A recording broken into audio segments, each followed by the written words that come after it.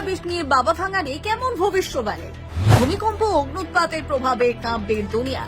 তৃতীয় বিশ্বযুদ্ধ থেকে শুরু করে ভিনগ্রহীদের আগমন, বিশ্ব ক্ষমতায় উঠে আসবে এই দেশ। 2026 নিয়ে কি বলছেন বাবা ভাঙা দেখুন।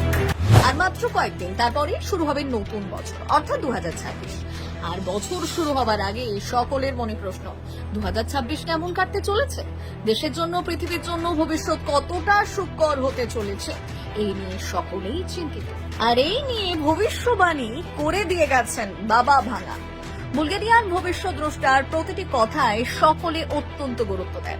এদিকে 2026 সাল নিয়েও বাবা ভাঙা মারাত্মক কিছু ভবিষ্যবাণী করে দিয়ে গেছেন বলে জানা যাচ্ছে। বাবা ভাঙার ভবিষ্যবাণী অনুসারে 2026 সালে বিশ্বে একটি রাজনৈতিক এবং প্রাকৃতিক সংকট আসতে পারে। আর এই ভবিষ্যবাণী সত্যি হলে বিশ্বে অস্থিরতা তৈরি হতে পারে। এছাড়াও গোটা বিশ্বের জন্য বিশাল ভূমিকম্প, অগ্নুৎপাত এবং জলবায়ু পরিবর্তন নিয়েও সতর্ক করে গিয়েছেন তিনি। এই বাণীতে আরো বলা হয়েছে, আগামী বছরে যুদ্ধের পরিবেশ তৈরি হতে পারে। অনেকে এটিকে তৃতীয় বিশ্বযুদ্ধ বলে দাবি করছেন।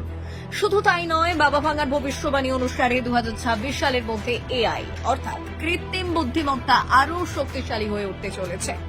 এমনকি তা চাকরি এবং শাসন ব্যবস্থার উপর প্রভাব ফেলতে পারে বলে আশঙ্কা করা হচ্ছে। বলা যায়, কৃত্রিম বুদ্ধিমত্তার প্রভাব সমাজ, মানব প্রাত্যহিক জীবন সর্বত্রই প্রভাব ফেলবে। 2026 সালের জন্য বাবা ভাঙার অত্যাশ্চর্য ভবিষ্যবাণী রয়েছে। তার মতে, ভিনগ্রহীদের সঙ্গে যোগাযোগ হবে, এলিয়েন অর্থাৎ ভিনগ্রহীদের আনাগোনা শুরু হবে। 2026 সালের নভেম্বরে একটি বৃহৎ মহাকাশযান পৃথিবীর বায়ুমণ্ডলে প্রবেশ করতে পারে বলে জানা গিয়েছে। শুধু তাই নয়, একই সাথে বিপর্যয় নিয়েও তিনি সতর্ক করে গেছেন। ওই বছরটি প্রাকৃতিক ক্ষয়ক্ষতির অন্যতম বছর হতে চলেছে।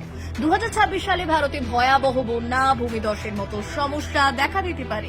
রেকর্ড গরম ও রেকর্ড বৃষ্টিতে বিপর্যস্ত হবে জনজীবন। শুধু তাই নয়, ভারতের অনেক শহর জল সংকটের মুখোমুখি হবে। তবে এখানে শেষ নয়। বাবা ভাঙার ভবিষ্যবাণী অনুসারে আগামী বছর বিশ্বের সবচেয়ে বড় নেতা হয়ে উঠবেন পুতিন। রাশিয়ার শাসক বিশ্বের প্রভু হয়ে উঠবে। অর্থাৎ কূটনীতি থেকে শুরু করে রাজনৈতিক, প্রাকৃতিক সব নিয়েই আগামী বছরে বাবা ভাঙার ভবিষ্যবাণী। এখন দেখা যাক এগুলো বাস্তব জীবনে কতটা প্রতিফলিত হয়।